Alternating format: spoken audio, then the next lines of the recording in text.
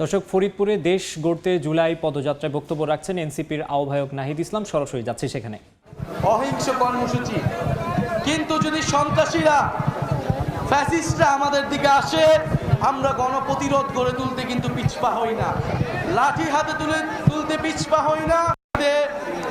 শহীদেরা এই মাটিতে শাহিদ রয়েছে থেকে শুরু করে গণ অভ্যুত্থানের অনেক শহীদ এই ফরিদপুরের সাহসী সন্তান। এই ফরিদপুরের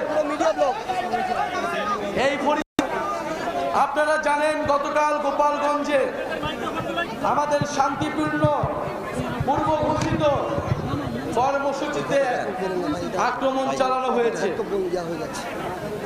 গোপালগঞ্জে এখনো ফ্যাসিস্টরা তাদের আশ্রয় কেন্দ্র হিসেবে গড়ে তুলেছে গোপালগঞ্জকে। বলেছি, গোপালগঞ্জের মানুষকে, গোপালগঞ্জের সাধারণ জনগণকে আমরা মুজিববাদ থেকে মুক্ত করব। গোপালগঞ্জের সাধারণ মানুষের পাশে আমরা আছি। আমরা আহ্বান জানাতে চাই সরকারের কাছে, গোপালগঞ্জের কোনো একজন সাধারণ মানুষকে যাতে হেনস্থা না করা হয়, কিন্তু ফ্যাসিস্ট সন্ত্রাসী প্রত্যেককে ধরে ধরে গ্রেফতার করতে হবে। সংগ্রামী বন্ধুগণ, 4 জন মানুষ বিচার বহির্ভূত ভাবে গতকাল মারা গিয়েছে।